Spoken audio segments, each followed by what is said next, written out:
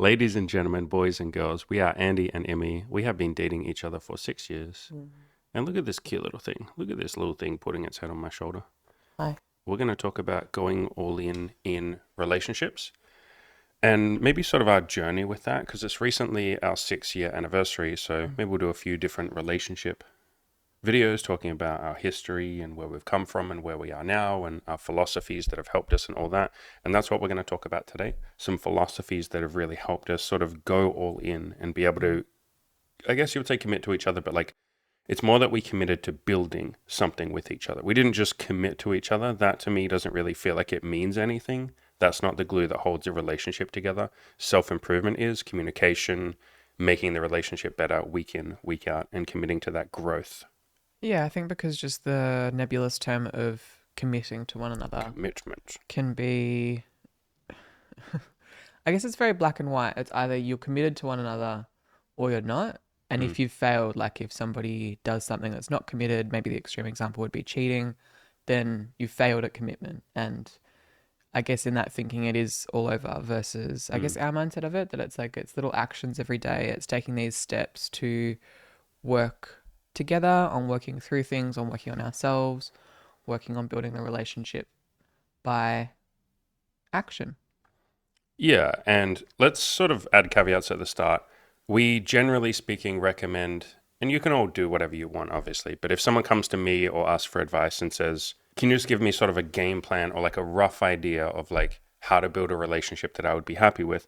One of the first things that I would say is we're not in a rush, or we recommend people don't get into a rush to label it. Like if you've been seeing each other, sleeping together for 2 weeks, we personally don't think that we would call that a girlfriend, boyfriend. We wouldn't put a label on it because I think that label comes with a lot of expectations and you don't know each other. You haven't built any trust. You don't know much about the other person. So we generally speaking say to grow a relationship organically over like 6 months and then sit down and say, okay, let's make this serious now. Basically giving yourself a chance to make sure you like each other. But again, do whatever the hell you want. We're just two random people who've been together for 6 years and we're pretty happy. We're not your father and we're not, I guess, your female father. You would be the female father. Also known as mother.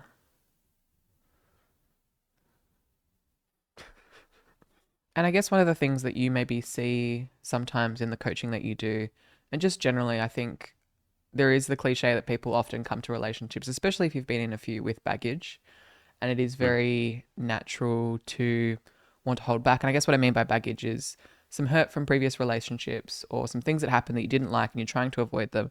But how that can often play out is holding back and Mm. not giving all of yourself in a relationship, not being fully honest or not trying when things get challenging sometimes, either withdrawing or getting angry or giving up. Mm.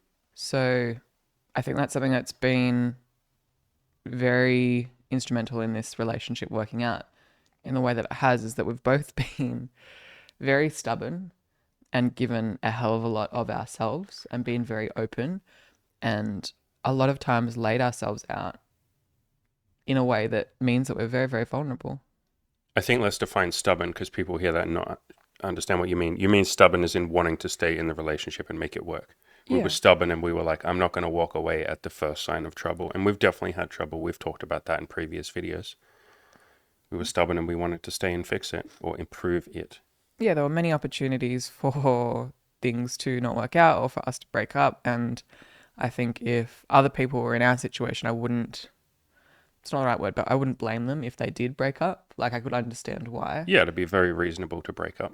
But both of us really wanted to make this work. And that meant kind of getting through challenging times. And even now in the present, it means sometimes having to, I guess, go back to the past and unpack some of that stuff and process some of that because it's interesting, especially changing so much as we have over the last 6 years. Mm. And sometimes, at least for me, in a way, reconciling that past Andy and past Immy were very different people, but then looking at the person in front of you and seeing someone who looks relatively similar and understanding that's not necessarily the same version of your partner and you're not the same version of yourself. Mm. And that things, I guess the way that things happened in the past, it doesn't mean they're going to play out again just because you're the same person. In fact, you're an evolved version of yourself that's not necessarily going to do or say or yeah, the same things as you Let's did in give the examples past. because I feel like this is getting a bit vague. Basically, we're saying in the past we did things that maybe hurt each other or we said things that hurt each other, and you kind of hang on to that, you bottle that up. It takes conscious effort to let go of it and process it and grieve through it and talk about it and be okay with it. And the nature of a relationship is you often don't. So you just bottle stuff up. And we bottled a lot of stuff up from the past. And then you're right, you sort of hang on to that. You look at your partner now who's completely changed and literally never does that behavior anymore. But you remember when they did and you Mm. sort of, Mm. it's not necessarily blame them, but you still hang on to that pain.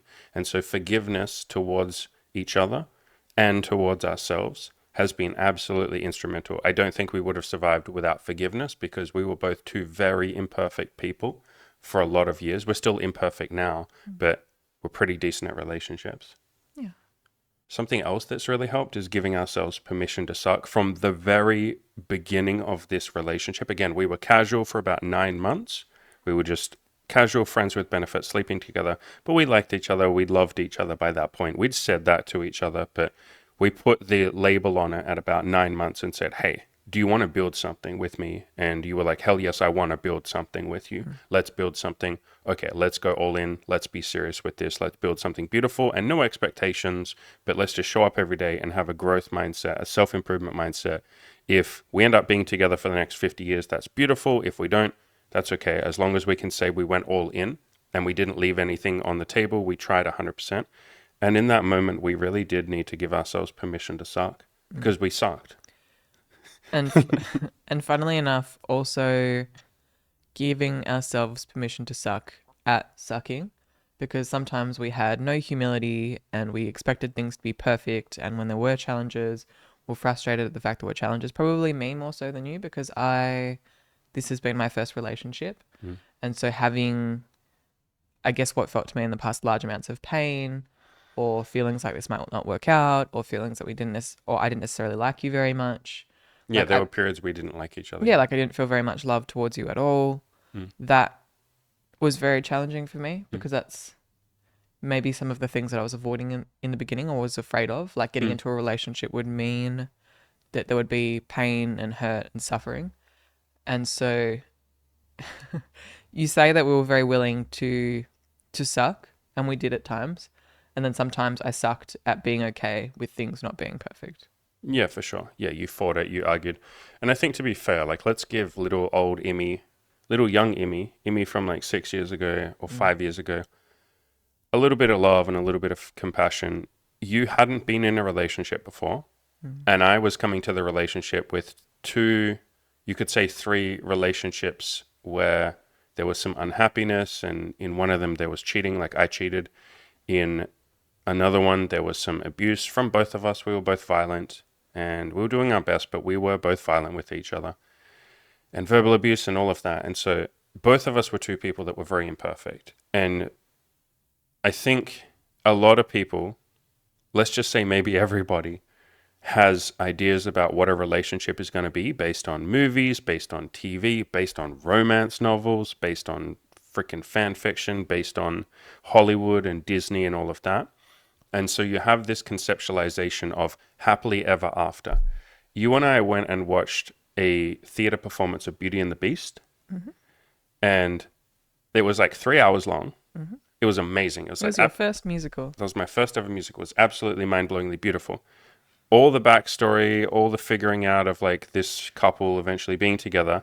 And then right at the very end, it's literally like they're finally together and they lived happily ever after. And you and I kind of always joke whenever a movie does that, every Disney movie does that. That's like 100% of every Disney movie is like, and they lived happily ever after. And it's like, no, they fucking didn't. Like, they don't have any relationship skills. Like, she's a virgin. He's like deeply unhappy with himself and like he's using her to fill the void in his heart. And he literally says that. I don't think they just live happily ever after. I think they need to figure out relationship skills. I think they need to learn communication. I think they're going to have a lot of rocky, like bumps along the road. They both believe the story that they need the other person to fulfill them, that they won't be happy without the other person. That's a huge burden. You and I both believed that for about the first, like maybe 4 years, maybe 5 years. It's only in the last year or so we've let go of that and said, I don't need you. I'm complete by myself. And so I think with all of that context, all of the I don't want to say programming because it sounds almost like evil, but we are all kind of programmed by like movies and books and all of that. And like we all do the programming. We're programming ourselves. Society is us programming ourselves. And not in an evil way or anything, but we all do believe the story that a relationship should be happy 24/7, everything should be perfect, sunshine and rainbows. And then when it wasn't in some moments, yeah, I think that very much hurt you because I think you had this mindset that a relationship is supposed to be like perfect. Or maybe I think because, for some context, I was very hesitant or nervous when we first, I guess, became more romantically involved or more emotionally involved because I had a lot of stories about, and when I say stories, I guess I had a lot of beliefs about relationships Mm. and that there's a lot of pain and there's a lot of opportunity for hurt and heartbreak. And so, because I was so, I guess, scared to get into a relationship to begin with, when my fears did come true, at this point, I can very honestly say all of my fears about the pain and suffering, like those have all come true within the relationship and like the moments of heartbreak. Like we've had times where we've broken up. Like I think I've felt all of the things that I've needed to feel that I maybe could have gotten from multiple relationships within this relationship that we're Yeah, currently yeah, in. yeah, yeah. We like speed run. Yeah, this relationship with us was us speed running like everything. I think that's why I was so reactive when things weren't going well and things weren't going smoothly because I was like, oh my God, all of my fears, the biggest fears that I had with getting into this, Mm. because I think a lot of the time you're like, see nothing bad, like especially at the start, you said nothing bad happens if you open up and you're vulnerable. Mm. And then it felt like that wasn't the case at times. Like Mm. all the things I was afraid of did happen and it Mm. did hurt a lot at points in time. And I think obviously I have a lot more tools to deal with things that maybe would have caused me pain in the past. Like things that I found hurt in the past are probably a lot easier to deal with now. I'm a lot better at dealing with those Oh things. God, yes. But yeah, it made me very scared when, Mm. or very reactive when bad things happened in the relationship. Yeah, because you don't know what's gonna happen. I was the same. I had so many fears and doubts and insecurities, and that's why I said we both gave ourselves permission to suck at the start. And I think we were both pretty clear. We were like, look, you've come from a, it doesn't sound like a kind way of saying it, but a broken home, a divorced home. Sure. And I've been into relationships where there was lots of unhappiness and sadness and all of that kind of stuff. And because of that, we both have a lot of baggage and a lot of limiting beliefs and a lot of stories. And we're probably going to, without meaning to, we might have periods where we hurt each other. We don't want to, like at all, but we don't know what the fuck we're doing. And we were both pretty clear on that at the start. We said that, and we both did a pretty good job of saying to each other, like, do we actually want to do this? And if at any point we don't want to do this, we're allowed to walk away. Like, but we'll see how we go and we'll take it day by day. And I think from that, I think because we started, it sounds funny, but because we started at the bottom, so to speak, because we didn't have relationship skills, we didn't know what we were doing. I had had many relationships that didn't end up working out, so to speak. I think because of that, that permission to suck, it was like, okay, the only way is up. We're going to have to learn these skills of communication. I think a lot of relationships, they're relatively comfortable and maybe they have a fight every 3 months or every 6 months or something. And it's not so bad because it's like for the other 5 months, everything's sunshine and rainbows and it's beautiful. But I think for us, it was like we had this shared vision of the future where we don't argue, we don't fight, we talk about everything. We have stoicism.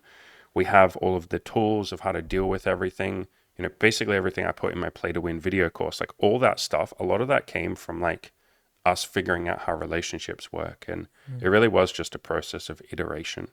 And I wouldn't say screwing up because that implies that we should have known what we were doing, but like a lot of stumbles and a lot of like, oh wow, it doesn't feel nice when I yell at my partner.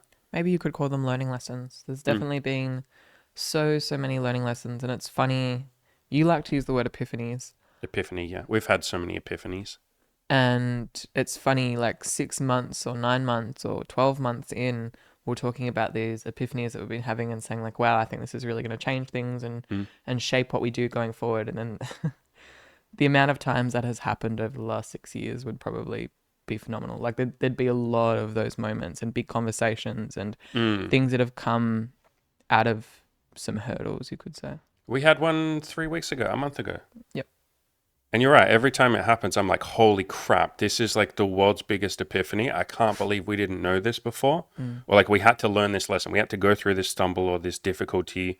We had to have all this pain and all of this. And out of that was like, we didn't have to have pain, but like we went through this pain. Like, to be clear, pain and suffering and struggle and all of that is not inevitable in a relationship. We were two people that didn't know what the frick we were doing. Like we were the poster children for two kids who are probably going to hurt themselves or hurt each other.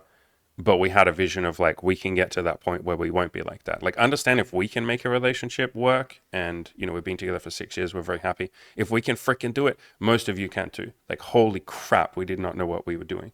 But we were able to go through that and have these epiphanies. And yeah, so many times I was like, holy crap, this is going to change our relationship. This is insane. And every time it did, like, massively, including the one 3 or 4 weeks ago. Yeah. And I think when it comes to like what actually working through things or learning from stumbles, what that actually means or maybe looks like, a lot of the time that involves just a willingness to talk Just with one try. another. Just literally Yeah. try. Yeah. And maybe if you are angry or in pain or upset, especially towards the other person, maybe not in the peak of your emotions, but maybe when things have died down a little bit, a willingness to talk about things and to work through things and face those unpleasant emotions and be honest Hmm. about those emotions and then to receive some of that from your partner sometimes. A lot of the time, it's just a willingness to talk through things. Yeah, just like wanting to find solutions. If I was to distill all of our relationship skills down, like what's worked for us, I mean, first, honestly, I would literally just say go read the Play to Win video course. Like every single freaking chapter was basically born out of my own self-improvement journey, but our relationship. So everything that I've got in there, and I'll tell you what some of those are because they're helpful.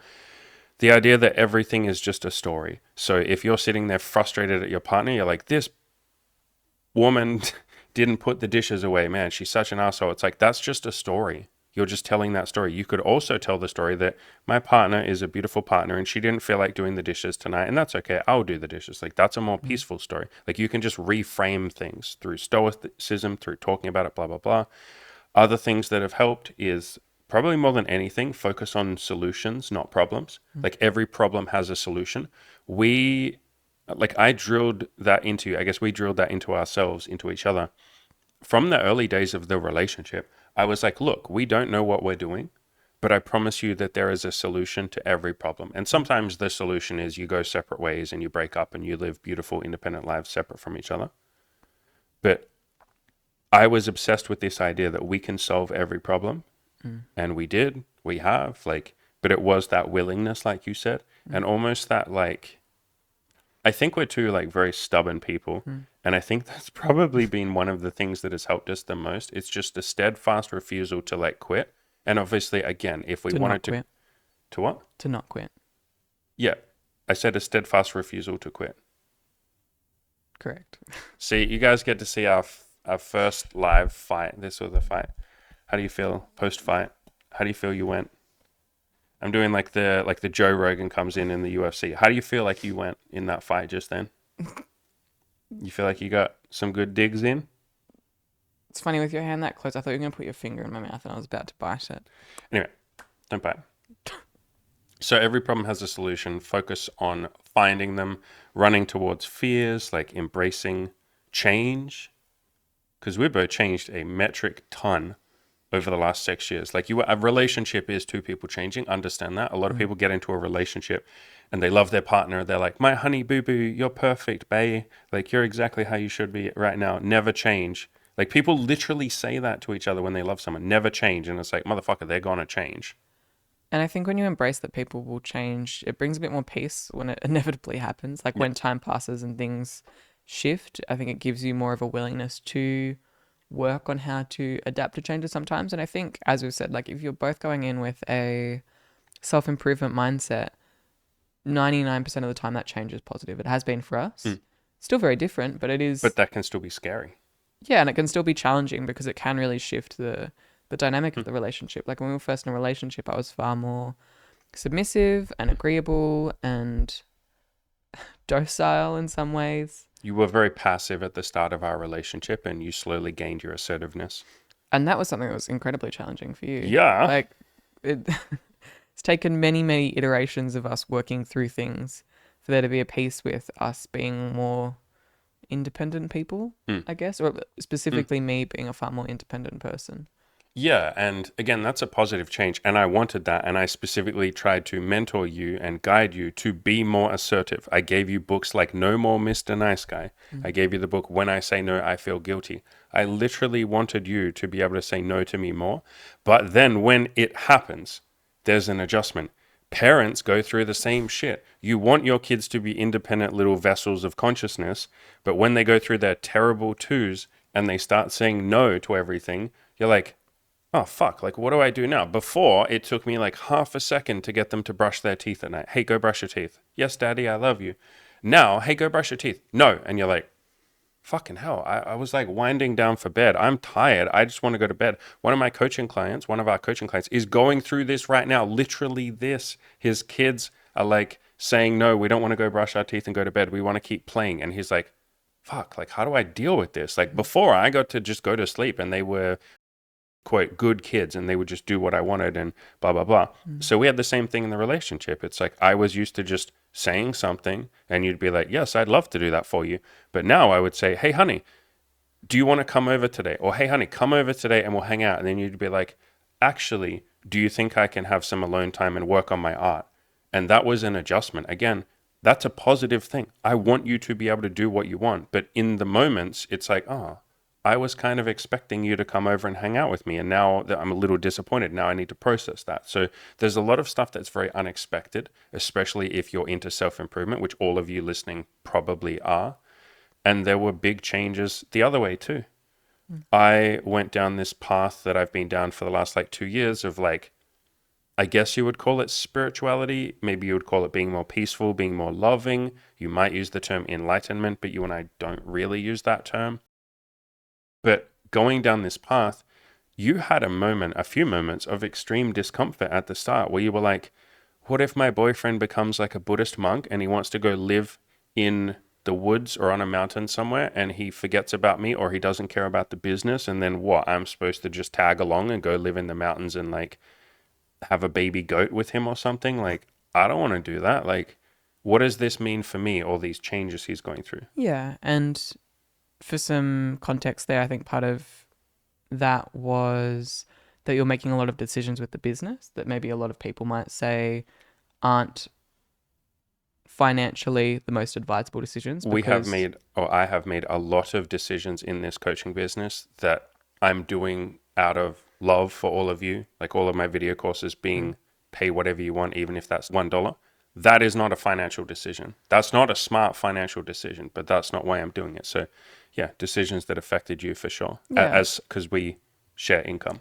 yeah, and plenty of the stuff there, and sometimes the way that we would speak to each other, I would come at that point in time, I think, when this was a bit newer to us, and I think we're a lot better at having those conversations now. But in the Mm. beginning, when you were new to a lot of the peace stuff, I think sometimes you would say things that didn't connect, or I would come to you with challenges, or I was just expressing how I was feeling, and I wasn't enjoying the way that you were responding to things, and it made me not want to talk to you Okay, because because I did the very like spiritual ego thing at the start. You would come to me for a problem and I would be like, "Well, my child, like I am a beautiful Buddhist monk who's peaceful all the time. You need to just stop worrying about this." And you're like, "Fuck off." Like that what do you mean I need to just like stop worrying? Now I'm much better at like yeah, being there for you. there was some clumsiness I was very clumsy. I was to just it. like, "Namaste. None of your problems are real. You are not real. This is all a simulation and we're all Yeah, going to die one day." And you were like, "That doesn't make me feel better right now. Like that doesn't make any, can you just fucking listen to me? Stop just being up there on the top of the mountain thinking you're better than me." and funnily enough, like it's one of those things that like anything, like it's a new hobby and you get excited about it and you go all in with it and you're telling everyone about it. Yeah. But yeah, a lot of the time, especially in the early days, you'd come to me and I just want to say fuck off. Yeah. And you did a few times politely. Yeah, and Yeah. so then I kind of stopped talking to you, and then there was Mm. distance there, and then I feel like I couldn't connect with you, and I pulled away. So that was like its own learning lesson. But the point being that even yeah, what most would perceive to be or what we would call positive changes in ourselves Mm. might still cause some things to overcome or work through in the relationship. Yeah. And maybe a final example. Let's talk about the daddy thing because I think that's really cool. I think that's a really interesting example. So I like when you call me daddy in the bedroom. And you liked calling me that. I don't know which one of us came up with it first, but You did. okay, but it felt like something we did basically the first time we ever had sex. No, about 4 months in. Really that long? Yeah, initially I wasn't into it, remember? You don't No, remember, I but don't there was remember another girl that anything. was seeing at the time and she would.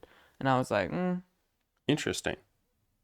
you don't have the What best did memory, but that's Yeah, I don't fine. have the this is like 6 years ago, kids. I can't remember back that far. Anyway, it's something that we've done for a long time. We've had a very submissive dynamic. Maybe you called me sir. Mm-hmm. I think you called me sir for a long time. The point is you wanted to be very submissive and you wanted me to be the guy that just sort of like tells you what to do. And particularly at the start, I helped you a lot with your goals. I basically showed you the concepts of like goal setting and self improvement, gave you some books, you liked all that stuff. You set some goals, we achieved some goals. And so we had a very like mentorship dynamic. Mm-hmm. I mentored you with your goals, I mentored you with your life. You've done a video on this recently. It was called something like How Andy Changed My Life. And in the bedroom, it was very submissive. You were just like ultra submissive. You would just do whatever you were told, like within your boundaries. But like you didn't ever take initiative. Now it's a lot more of like a switch dynamic, particularly when we date or sleep with other women. You can sometimes step in and be quite dominant. But we went through this process where over maybe the first, probably took a couple of years, you had improved so much, you were way more assertive, and it just didn't feel right to have a submissive dynamic anymore. Like it just didn't feel like what I wanted, and it was what I thought I had wanted. Like I went into the relationship thinking, holy crap, it's amazing having a submissive person because they just do whatever you want, like without ever arguing. It's fucking easy. But the more I went into it and the more you started to achieve goals and be more assertive and all of that, and like I mentored you and you mentored yourself, I started realizing like, no, I want to be able to respect you. And it's not that you can't respect someone who's submissive. That's not at all what I'm saying. But I wanted someone who was more like a partner, like a peer. And this was about a year in. Mm. And for some more context, I think at that point in time, we were realizing that there was a lot of dependence Like you were dependent on me. Yeah. and a neediness. Yep, for sure. And that was probably steering to some unhealthy territory. Mm. So that was also where a lot of these conversations came from about very, at the time, what felt like very abruptly forcing that independence. And I think we went through these periods where like you would say like, I'm not going to see you for the next 2 weeks. Yeah, I remember that. Yeah, I was like, hey, let's have a 2 week break so you can like build some independence. Or like, hey, go to meetup.com and meet some people. Or go on Bumble. Like Bumble has a friend section where you can make friends. Like go on there and meet some friends, especially because we moved a few times and we both didn't have some friends and stuff like that. Yeah. Yeah. And it culminated in a day where we were sitting on a train, we were going back home, and I used to be so clumsy. I mean, I guess that's something else we've improved over the years. We both used to be so freaking clumsy with how we talked, and that's okay. Like, if you're clumsy in a relationship or even a casual one, beautiful, amazing. Like, we've found that it's so much more helpful to just be clumsy if you're at least being honest, rather than sitting there and going, I have to phrase this perfectly. So I would just be clumsy, and that was better than nothing, like better than holding it in. And so I clumsily said to you, hey, I think I don't want this dynamic anymore. I don't want you to call me daddy anymore. Maybe like not even in the bedroom. I don't want it to be like so submissive. I want you to be like more of my partner. But I said it in such a freaking clumsy way that you basically cried. And like, I remember you were looking out the window on the train crying. And I think for some context, I think the other girl that we were seeing at the time, I knew she was Still still, submissive. Yeah. yeah, and still kind of having that name because it was something you really liked. And I had this sense of like, well, you're going to become more attached to other people because you get to have the dynamic that you really like with them, but you're asking me not to. And I think Yeah. that was part of why I was crying at the time. Yeah. The fear of loss. And I was clumsily trying to explain to you, no, this is a good thing. I'm trying to like tell you I want you to be my partner. I want you to be my woman. And we tried to come up with some names.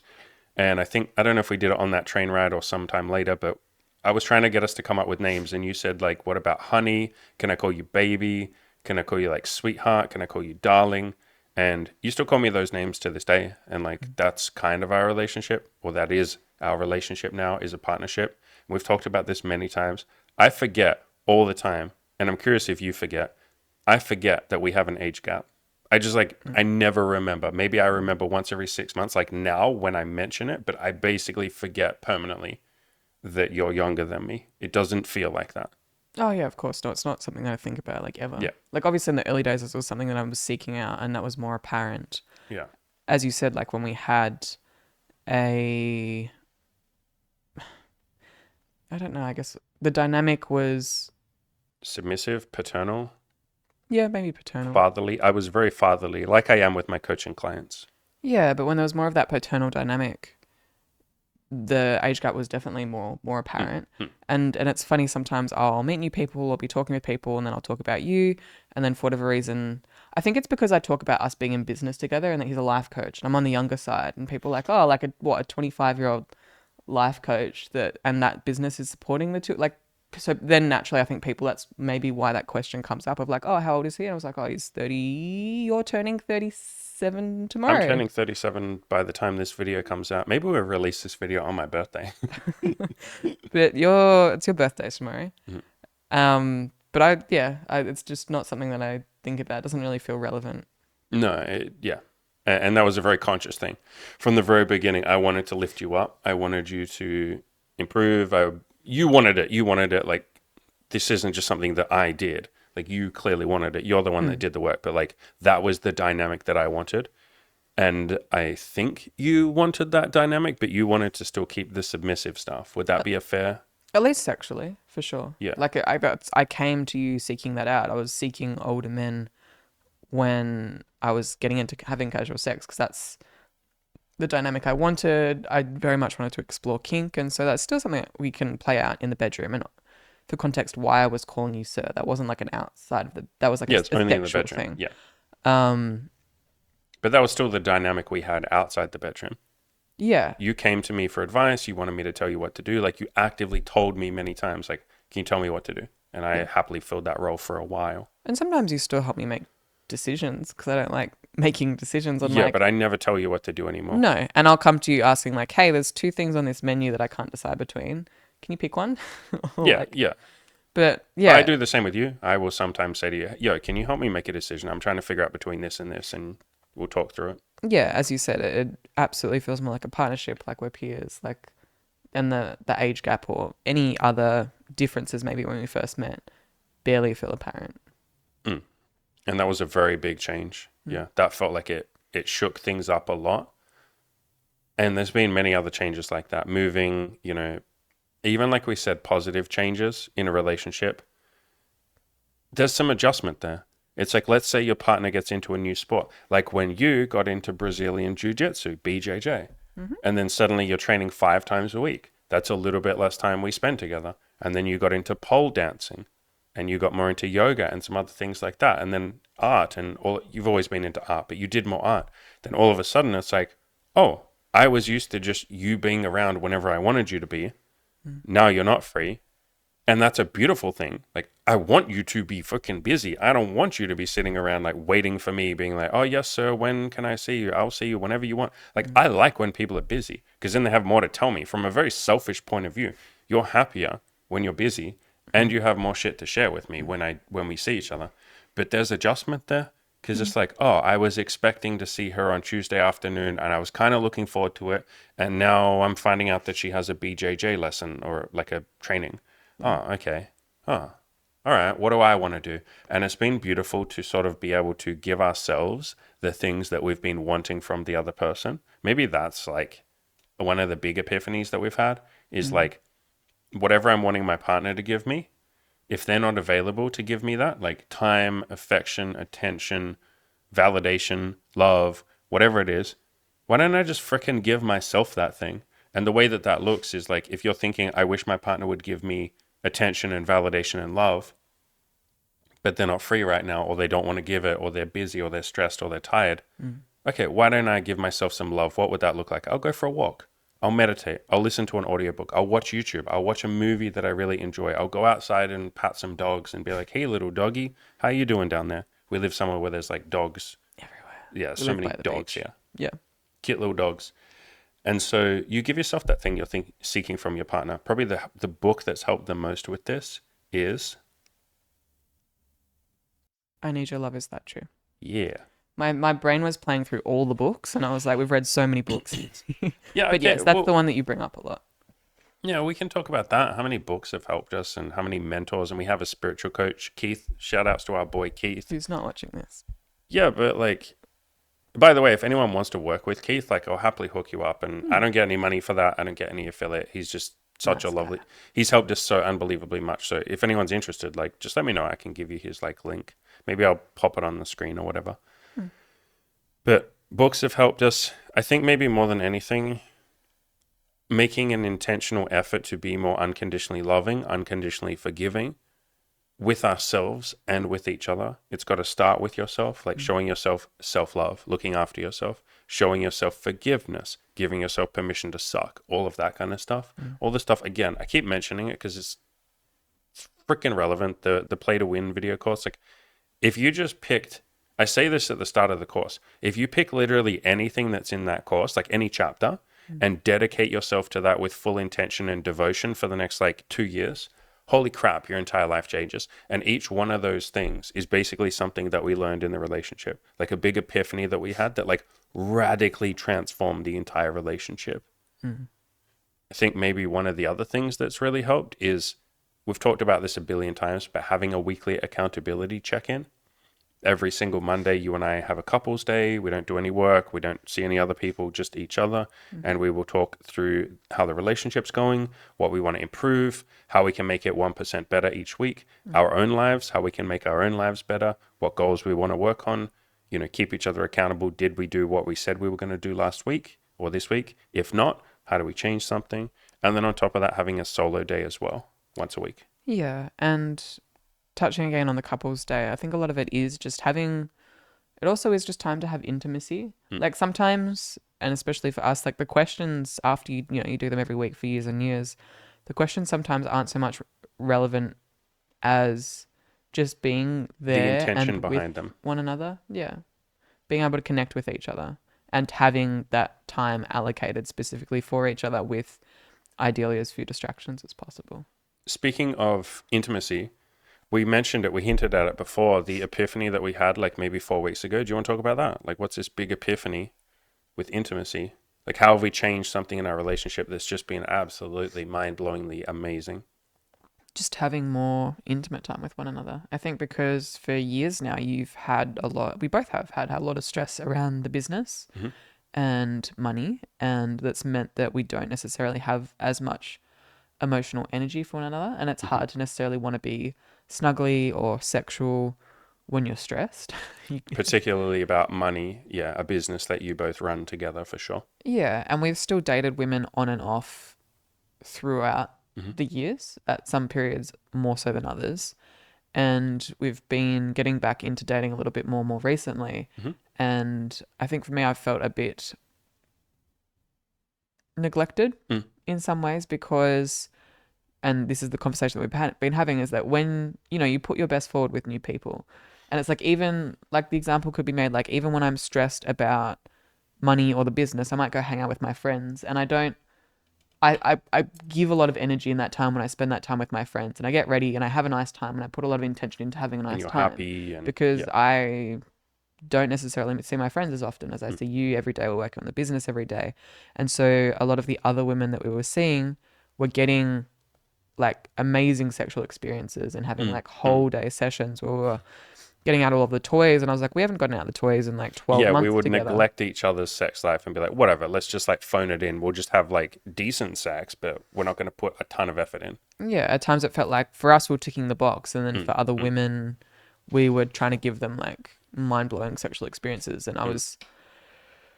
And I think because I've had a bit more independence and a willingness to actually voice how I'm feeling and be honest with some of that stuff, and sometimes give air to opinions or thoughts that could, in my mind, sometimes be potentially relationship ending. And like, it's okay to actually entertain those thoughts. Whereas in the past, I wouldn't entertain them at all because I didn't want the relationship to end. Whereas now, I think if I want to be honest with myself and have that integrity for myself, I want to express these things. And so the whole conversation came up that like, I'm not sure if I'm even enjoying dating at the moment Like because, dating other women. Yeah. yeah, I think it was holding up a mirror to all of the things that we Mm. weren't doing And it was for me too. Yeah. together. Mm. And so that was kind of the big conversation about putting more intention, having more intimacy with one another, and making one another that priority, and other women in the relationship being an extension of that, and a Mm, beautiful one at that, but mm. still as a couple, that being the priority. Yeah, and that's been amazing. Like to give, we won't go into all the juicy details, but we've basically come up with the idea of like, what if we're intimate at least 3 times a week? And it doesn't have to be sexual. Like it doesn't have to be the penis goes in the vagina, but it has to be some sort of intimacy, like making out, cuddling, naked, maybe one of us orgasms, some sort of foreplay, like something intimate and sexual and gazing into each other's eyes, like putting that time aside. Mm. And we can do that whenever during the week, but we've basically put it in the weekly accountability check-in, like were we intimate 3 times this week? And so far every week for the last like 4 weeks has been like, yes, we were. Yeah, it was beautiful. We actually did it 5 fucking times. And I think just making it very intentional has been like everything. I think it's only that. It's literally just choose to make it intentional. Choose to put that time aside for each other. Choose to put each other first. I think, like you said, that's something that we've definitely done as well the last couple of weeks. Is like if there's a choice between us being intimate or us seeing a girl, it's like we've now chosen us being intimate. Whereas you're right, in the past it wasn't that, because it's like a lot of pressures. Maybe we could do a separate video on this at some point. This is a whole rabbit hole we could go down, but it's been nice to like have that intentional time and not make it a chore, because that was the temptation too, was like, oh, so we have to fuck each other 3 times a week, do we? Well, that just sounds like a chore. That's pressure, and that's not what we're about. We want to do things because we want them, not out of like force or willpower or like making ourselves do something, because then it feels like a chore. You resent it and you don't want to do it. But just allowing that space and basically saying, do you want to just cuddle? And that's something that's been a game changer too. I'm sure there's a lot of couples out there that put pressure on themselves that they have to be sexual, like we have to have sex, and then it does feel like a chore. But if you can just say, what if we just set some time aside and we cuddle and we see what happens? And if we're sexual, that's amazing. If we're not, that's amazing. If we kiss, that's amazing. If we just hold each other, that's amazing.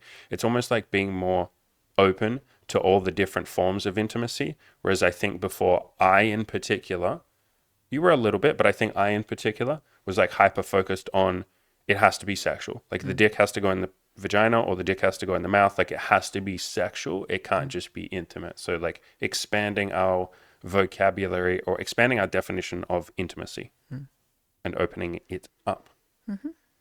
And everything that we've said, a lot of it is All mindset of it. tools. All of it, yeah, is mindset tools that we've kind of learned and developed, and things that we've read and things that have helped us. If people want more detail or an in-depth guide into all of the different tools and techniques that we use for ourselves and in the relationship, you do have the Play to Win Mindset video course. Mm-hmm.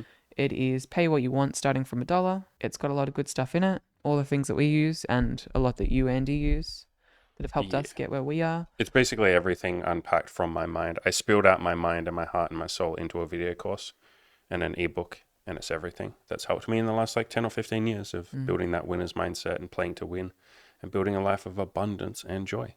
Yeah. If people would like even more help, I have coaching. Links are in the description below to that.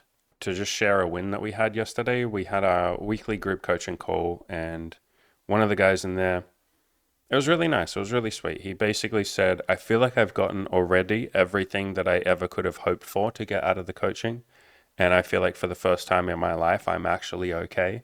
And the number of times that we hear that from people, that's kind of the goal of the coaching program. Like, understand a lot of you watch the content, you're like, oh, I want to get my dick wet. I want to get some money. I want to get. I want to do. Like, I want these external objects. But what you really want is happiness.